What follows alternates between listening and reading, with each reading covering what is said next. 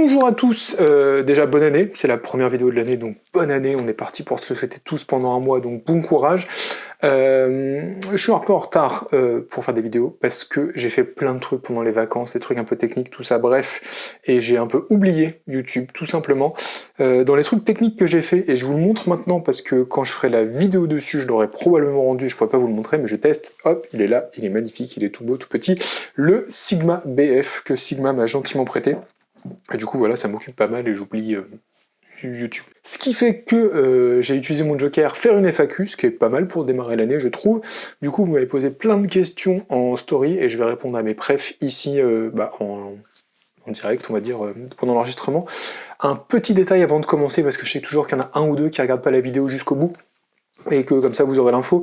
Je le dis toujours à l'arrache, mais là je le dis vachement avant. En février, du 24 au 26, donc du mercredi au jeudi, je serai sur Paris. Alors j'y vais pour faire de la street, de la photo de rue pour moi, pour ma pratique personnelle en fait. J'y vais pour ça et pour visiter des librairies photos. Le fait est que je suis aussi chaud pour vous rencontrer s'il y a moyen. Si vous êtes motivé, s'il y en a qui sont dans le coin, qui veulent m'accompagner pour faire des photos, il n'y a pas de souci. Faut savoir que c'est pas un workshop, donc en fait j'ai pas de plan en tête, j'ai pas de cours en tête ou quoi que ce soit, c'est plus histoire de se balader s'il y en a qui veulent. Je vais sûrement aussi organiser des trucs le soir, un petit verre, quelque chose pas loin de l'hôtel, donc je crois que je serai quelque part dans le 12e peut-être. Mais voilà, ce sera dans le centre de Paris, on se trouvera un bar, un truc pour aller boire un coup et se rencontrer, si vous le souhaitez. Et je vais pas vous embêter plus avec ça, mais toutes les infos, je vais les mettre dans le canal Instagram. J'ai un petit canal où je balance des infos, des découvertes, tout ça. Je pense que c'est le bon endroit pour mettre ce genre de truc. Bah, vous aurez l'info au fur et à mesure que je publierai dedans d'ici un mois et demi à peu près maintenant. Donc je vais regarder vos questions, hop, je les ai gardées sur mon téléphone, si j'ai pas merdé, si je les ai pas genre complètement oubliées, ce qui sera un petit peu embêtant. Et j'ai mon téléphone avec les questions et je vous les mets en bas de l'écran au fur et à mesure que j'y réponds. La première question que j'ai et qui est vraiment bien pour démarrer l'année, c'est une question de Flo qui me dit « Petite présentation pour celles et ceux qui viennent de découvrir ». Donc oui, pourquoi il pose cette question? Parce que il y a pas longtemps, j'ai commencé à poster des Reels sur Instagram, un peu plus travaillés que ce que je faisais jusqu'à présent. Il y a quelques liens vers mon Insta en bas si vous voulez aller voir. Notamment, j'ai fait des vidéos qui s'appellent La Petite Voix, je vous mets un extrait. Bon, alors on est reparti pour un tour de chauffe. Et dans ces vidéos, qu'est-ce que je fais? Je me suis filmé en train de faire des photos, et du coup je raconte ce qui se passe un peu dans ma tête, tout ça. J'avoue que j'ai fait ça pour me marrer, et en fait ça fait vachement de vues, du coup il y a pas mal de gens qui m'ont suivi. J'ai fait genre 1000 abonnés en plus sur Insta les dernières semaines, c'était pas du tout prévu, et du coup il y a plein de nouveaux qui me connaissent pas. Et probablement Flo aussi dedans. Du coup, bah merci Flo de me rejoindre. Bienvenue dans mon univers, comme on dit sur internet, même si j'aime pas trop la formule. Qui je suis? Bah en fait, c'est super simple, je m'appelle Thomas Moody, je suis photographe depuis la fac, j'ai commencé genre 2007. J'ai une pratique plutôt d'auteur, on pourrait dire, artistique, personnel, etc. C'est-à-dire que je fais des photos pour moi, pour le plaisir de m'exprimer avec, et que je prends pas de commandes voilà, de gens tiers, etc. C'est juste pour le fun. Il y a 10 ans, je me suis rendu compte qu'on parlait pas assez de culture photo sur internet, du coup j'ai commencé un blog, et il y a plein de ressources dessus, voilà. Et comme tout le monde n'aime pas forcément lire un blog, bah, j'ai fait une chaîne YouTube, et au fur et à mesure du temps, bah, y a des gens qui se sont intéressés à ce que je faisais, et du coup voilà, vous êtes pas mal à suivre ce que je fais, c'est très chouette. Et donc je vais te parler de culture, de bouquins, de pratiques photo, et un petit peu de matos de temps en temps, parce que bah on crée pas avec nos doigts, donc ça me paraît pas important, mais il faut quand même le mentionner de temps en temps. Et aussi ça me permet d'attirer un public différent une fois de temps en temps, ça fait pas de mal à la chaîne. Alors, je vais pas forcément dire tous vos pseudos, donc Briam King est là, et j'espère pas l'écorcher, et ça va être un peu à l'arrache les suivants.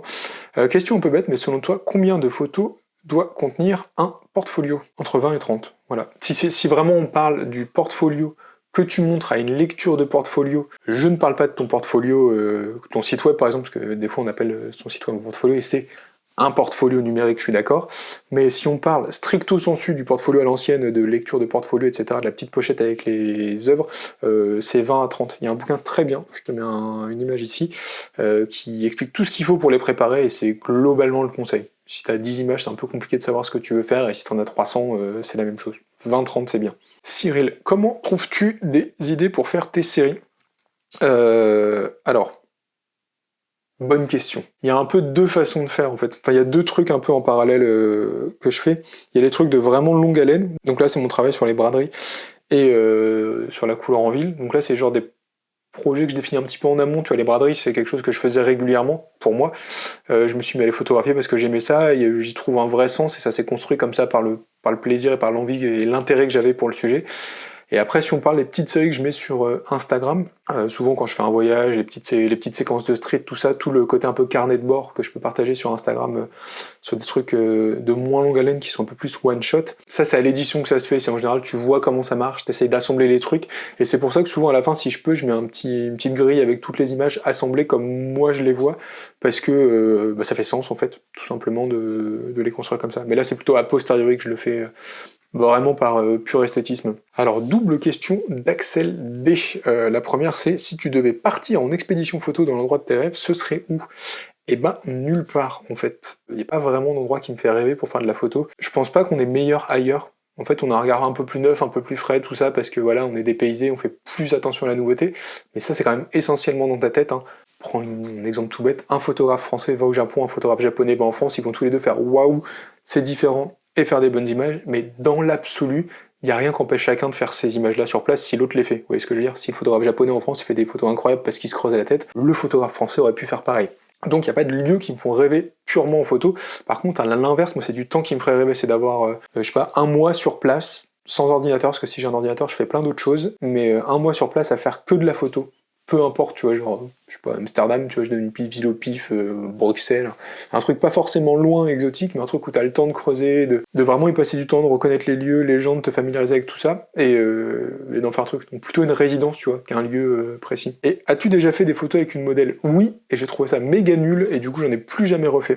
C'était au tout début de ma pratique photo. Je suivais Sébastien Roignan, F1.4, tout ça, c'était un peu le dogme, on va dire, global sur la photo, là où maintenant j'ai l'impression que les aspects projets, créatifs, culturels ont un peu pris plus de place et que ce truc très technicien, professionnel est beaucoup moins mis en avant qu'avant. Vraiment 2015, par là c'était la photo pro, c'était la référence, tout ça, ce qui est beaucoup moins le cas maintenant. J'ai l'impression que c'est la photo culturelle, pas patrimoniale, mais un peu dans l'idée, qui devient la référence, donc ça a vachement changé depuis, donc faut un peu se replonger dans ce monde-là, et faire des portraits ouverts à F1.4, c'était le top. Donc je me suis dit, bah il faut faire ça pour être un photographe, je vais tester, et en fait, c'était ma première séance, la nana était cool, hein, et elle a bien aimé les photos, donc c'était pas une catastrophe non plus, mais diriger un modèle, je trouvais ça relou, gérer une personne, je trouvais ça relou, et je sais pas, j'étais pas ma cam, quoi, voilà. Alors Julia Guérin qui nous demande, c'est comment de bosser avec la Best et d'être à son contact au quotidien? Si vous ne le savez pas, Julia monte la chaîne YouTube, pas cette vidéo parce que je suis très en retard, mais elle monte la plupart des autres.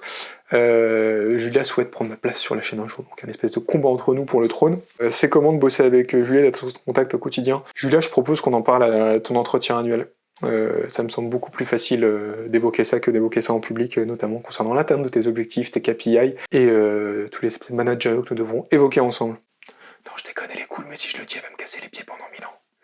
Alors, la meilleure question de cette vidéo, Farid, qui est un ancien collègue avec qui j'ai bossé il y a longtemps, qui me demande « Où trouves-tu toute cette énergie ?» Je pense qu'on a tous la rêve, si vous ne l'avez pas. Où est-ce qu'il trouve toute cette énergie aussi? Vous répétez là, hein. Là, un petit manque d'imagination. Elon Musk. Un tirage de pompe, là, ça fait...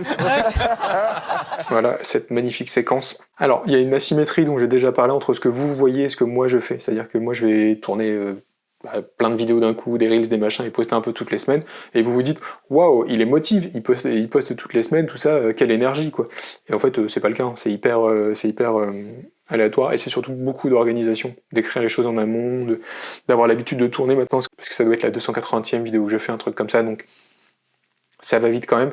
Donc l'expérience, l'orga, et le fait de faire des batchs et des lots, tout ça, ça vous donne l'impression que je suis hyper énergique. Benoît qui me demande par qui passer pour éditer son premier livre. Alors c'est une bonne question. Dans le sens, ok, je comprends que si tu veux faire ton premier bouquin, tu te demandes avec qui tu vas le faire, tout ça, donc très bien. Dans l'absolu, il n'y a pas genre des éditeurs pour les premiers livres, des éditeurs pour les deuxièmes, des éditeurs pour les troisièmes, enfin j'exagère, j'imagine bien que tu disais pas ça comme ça, mais il n'y a pas de... les gammes, ça marche pas comme ça, en fait, ils ont plutôt des thèmes et des sujets de préférence chacun, et des choses qui rentrent dans leur catalogue, des choses qui ne rentrent pas dans leur catalogue, etc. Donc c'est plutôt comme ça qu'il faut réfléchir. Il faut voir ce que c'est ton projet, à quel éditeur ça pourrait parler, dans quelle catégorie, entre guillemets, ça pourrait rentrer, lequel ferait sens, dans quelle collection ça ferait sens, par exemple, les contacter, etc. Mais tu peux aussi le faire tout seul, en auto-édition, en contactant un imprimeur, etc., ou en te faisant accompagner. Donc il n'y a pas forcément besoin d'un éditeur au démarrage, sachant qu'ils font de plus en plus de crowdfunding. Donc après, si t'as une audience, tu peux le faire tout seul. Si t'as pas d'audience, c'est vrai que c'est mieux de passer par eux. Mais il n'y a pas de réponse magique, genre faut aller sur premierediteur.fr et ils font très bien les premiers livres. Ça n'existe malheureusement pas. Clément qui me pose aussi 2 questions. La première, pourquoi tu n'aimes pas Leica? Alors, elle va être un peu technique celle-là. Comment dire? Je trouve ça cher pour ce que c'est. On peut résumer ça comme ça, mais faut pas déformer le propos. Je trouve pas ça cher dans l'absolu, je trouve ça cher pour ce que c'est. Mon métier dans la vie, c'est consultant avant-vente, donc je réponds à des marchés publics et je fais des PNL, des plans financiers tout le temps. Donc en fait, je me doute bien rationnellement que une main-d'œuvre qualifiée en Allemagne qui fait de l'assemblage, ça coûte une fortune quand je vois déjà les coûts que nous on peut être amené à gérer. Donc ça, il n'y a aucun débat sur le fait que bah oui, assembler un appareil en Allemagne ça coûte cher, assembler un slip en France ça coûte cher. Le vrai sujet c'est, est-ce que c'est du marketing ou est-ce que vraiment ça t'apporte quelque chose en plus? De mon expérience, ça apporte pas grand-chose en plus. J'avais testé le M11, je vous mets un lien par ici. J'avais trouvé ça vraiment éclaté, notamment pour le prix. Les Leica Q ont l'air vachement bien. Par contre, j'ai pas pu les tester plus en profondeur, mais les Leica Q ont l'air très bien. Donc ça, je suspends mon jugement sur ce sujet-là. Après, ils sont quand même chers par rapport au marché. Hein. C'est un peu le même format qu'un Sigma BF, quoique le Sigma BF est probablement plus petit. Et c'est la moitié du prix d'un Leica. Donc ils sont quand même chers par rapport au marché, même si sur ce segment d'appareils très compacts, il y a les Sony qu'on a sorti, là, les RX je sais pas quoi, qui sont dans les mêmes prix que Leica, donc voilà, bref. Il y a Fujifilm qui fait des moyens formats pour le même prix, dans la même taille. Je saurais pas dire si c'est cher ou pas. Il y a un segment haut de gamme où les prix s'alignent un petit peu, des fois avec des offres un peu plus sympas, et il y a des marques qui cassent les prix, qui font des trucs cool aussi, pour moins cher, mais peut-être que l'appareil est bien. Je m'égare. C'est juste pour vous dire que je suis pas complètement fermé à Leica. Mais en fait, ce qui me fait rire, plus que pas aimer, c'est surtout l'état d'esprit des gens qui achètent cette marque et vont te justifier ça n'importe comment après. Et c'est ça qui me fait marrer, c'est qu'en fait, ok, t'as acheté un appareil 7000 balles, il a un télémètre, c'est relou avec des lunettes, le mien il est à moitié niqué sur la croix directionnelle, alors que bah 7000 balles, j'aimerais bien qu'elle fonctionne en fait la croix, parce que mon Fuji X-T4 que j'ai poncé, parce que je m'en sers depuis 5 ans, tout marche très bien, donc ça fait un peu chier, mais les justifications des fans de Leica sont vraiment très drôles. Parce que voilà, ils sortent des trucs de l'espace, les couleurs Leica, le modelé, le machin, tout ça. Alors que pas du tout, hein, j'ai vu des photos avec des couleurs dégueulasses avec un Leica et des photos avec des couleurs très bien avec un appareil d'il y a 10 ans, donc Joker. Et c'est quoi ton livre préféré? Ça va être Pandax, ça, comme question. Parce qu'en fait, préféré, c'est pareil, ça dépend, c'est le préféré du moment, celui qui a eu le plus d'influence, celui que je trouve le plus beau dans l'absolu, parce qu'il y a des œuvres que j'ai découvertes il y a pas longtemps que je trouve magnifiques, c'est souvent de celle-là dont je vous parle sur la chaîne, qui m'étonnent plus que des choses que j'ai découvertes il y a 10 ans, auxquelles je suis plus habitué et que je connais maintenant et qui me paraissent voilà, plus normales. Donc compliqué de te répondre sur ça, sur le préféré dans l'absolu. Je dirais le classique, le William Eggleston Guide, parce que c'est fondateur de la photographie couleur, de la photographie du banal, de plein de choses qui me parlent. Préféré pour ça, dans le sens plus important, mais est-ce que esthétiquement c'est mon préféré? Aujourd'hui, je suis pas sûr. Mais je saurais pas te donner la réponse pour autant. Regarde la chaîne cette année, tu verras. Il y aura des candidats. Ah, j'en ai un trop bien. Et je sais pas si vous vous souvenez dans la vidéo Suicide Social ici où je déballais un peu mon sac, je vous disais un truc très simple qui est ce n'est pas tous les boomers, mais c'est toujours les boomers. Quand il y a des casse-couilles sur internet, ce n'est pas tous les boomers ne sont pas casse-couilles, il y en a plein qui sont adorables dans mon audience, il n'y a aucun débat sur le sujet, mais quand il y a un casse-couille dans le tas, c'est toujours un boomer. Évidemment, dans les questions qu'on m'a posées, il y a un casse-couille, et le casse-couille, il s'appelle Jean-Luc, Jean-Louis, je ne sais pas, JL.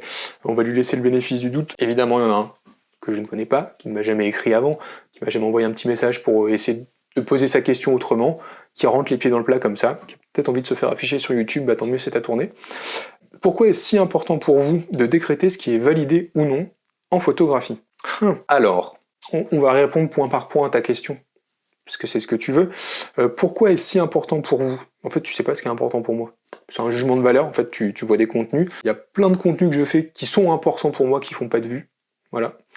Typiquement, tous les articles que je fais de fond, qui sont vraiment très longs sur l'histoire de la photo, sur le blog, bah ça c'est important pour moi, et ça décrète rien à part céder un cours d'histoire. Voilà, fais-en ce que tu veux. Donc c'est complètement une supposition de ta part, et c'est peut-être aussi même une incompréhension de certains contenus que j'ai postés récemment, qui ont un but humoristique. Donc en fait j'ai fait une vidéo sur les sacs photos, où globalement je dis tous les sacs photos c'est de la merde, je les prends tous un par un et je me moque de tous, notamment de ceux que moi j'ai ou j'ai eu. Il y a les 2 tiers de la vidéo, je possède les sacs en fait en vrai, et je pense qu'il y a des gens comme ce petit Jean-Luc, Jean-Louis, j'en sais rien, qui n'ont pas compris ça. Voilà. Donc à mon avis il y a de ça là-dedans. Alors, décréter. Donc j'ai mon téléphone dans la main, on va en profiter pour ouvrir mon application préférée qui est le dictionnaire, pour taper décréter. Qu'est-ce que ça veut dire décréter? Lancer un décret concernant quelqu'un ou quelque chose. Super. Prendre un décret concernant quelque chose. Qu'est-ce qu'un décret concrètement? On va aller voir, c'est comme ça je te réponds précisément. Alors le décréter, c'est la capacité à lancer des décrets. Qu'est-ce qu'un décret? Décision émanant de l'autorité souveraine du pouvoir. Décision judiciaire relative à la vente des biens d'un mineur ou d'un débiteur. Donc je n'ai aucune autorité souveraine, j'ai une audience, c'est pas la même chose, ou du pouvoir, je n'ai strictement aucun pouvoir. Donc je ne suis pas en capacité technique de décréter quelque chose. C'est impossible en fait, rationnellement. Donc pourquoi est-ce si important, donc ça c'est ta supposition, de faire quelque chose que je ne peux pas faire, c'est-à-dire définir ce qui est valide ou non en photographie.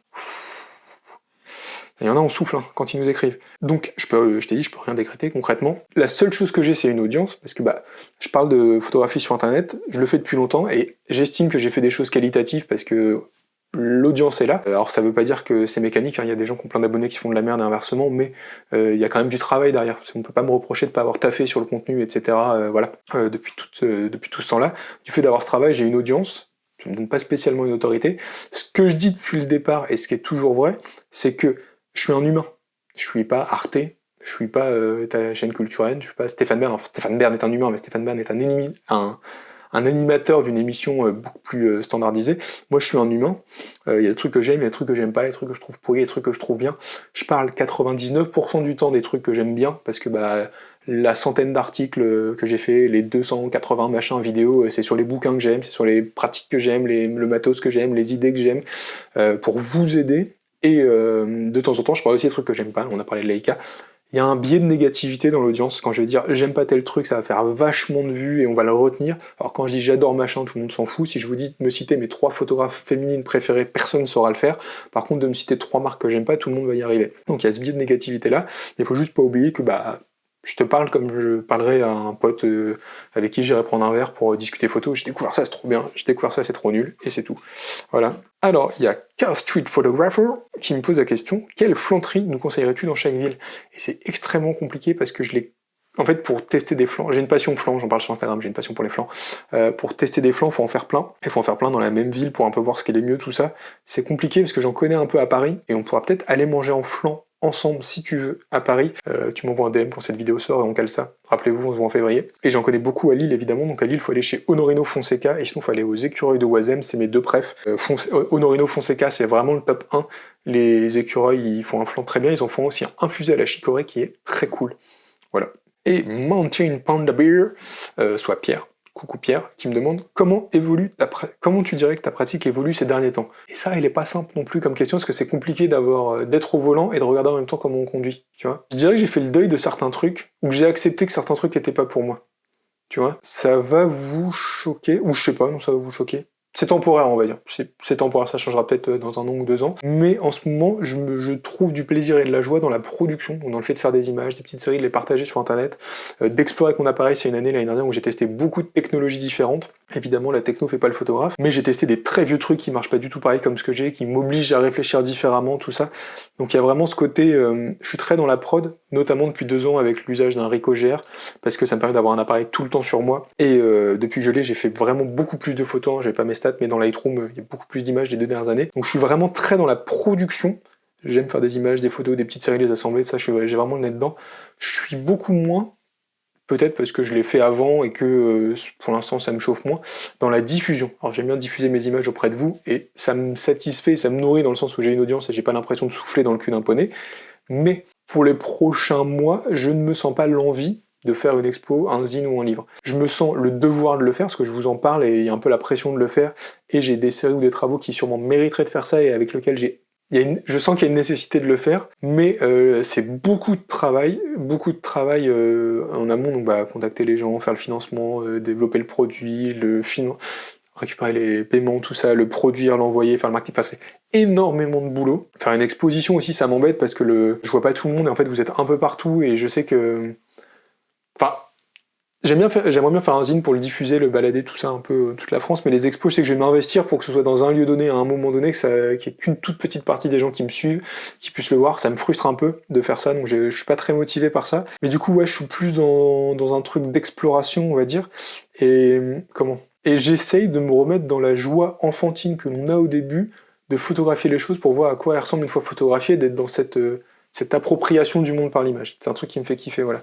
Je sais pas trop où ça va, mais en tout cas, je m'amuse photographiquement et c'est cool après 20 ans. On va dire que si j'ai démarré en 2007 à la fac, ouais, encore 19 ans, ça fait longtemps que je fais des images, on va dire. Je suis content d'être encore là et d'être encore en train de me dire, tiens, ah, faudrait que je prenne mon appareil avec tel truc, ça pourrait être marrant de faire ça, tout ça, d'avoir encore cette envie de creuser et de produire de l'image. Donc je suis beaucoup plus là-dedans et j'en suis content. Et ben merci à tous d'avoir regardé cette vidéo extrêmement improvisée jusqu'au bout. On se donne rendez-vous dans 2 semaines. Alors ce sera soit pour le test du Sigma ABF qu'on a ici, soit pour un compte-rendu d'un bouquin que j'ai lu que j'aime bien. Je n'ai pas encore décidé dans quel sens je mets le planning. N'oubliez pas qu'en description, il y a 2 choses importantes. Il y a le Discord pour venir discuter de cette vidéo avec moi, si vous avez envie. J'y traîne, il n'y a pas de souci, vous pouvez me dire ce que vous voulez voir ensuite. Voilà, vous pouvez jeter un coup d'œil à ça. Et deuxième chose, mais ça fait 4 avec mes doigts, mais c'est pas grave. Le J, c'est le S, rien à voir. Il y a les liens dans la description pour le canal Instagram, si vous voulez venir et avoir des news de quand j'irai à Paris. Je pense que je mettrai les heures où j'arrive, les lieux où je suis, etc. Je vais un peu poster dedans au fur et à mesure. Pour ceux qui ont envie de me rejoindre... 1 heure pour marcher et faire de la street, ce sera avec plaisir. On a le temps d'en reparler d'ici là. Je vous mets ici un livre qui s'appelle 10 outils indispensables pour votre projet photo, parce que j'espère qu'il vous aidera beaucoup. Je pense qu'il a aidé plein de gens et qu'il pourra vous aider vous aussi. Il est gratos, vous mettez votre mail, je vous l'envoie, tout ça, c'est super simple. Prenez plein de photos, kiffez la vie, lisez des livres, et nous on se revoit plus tard. Salut!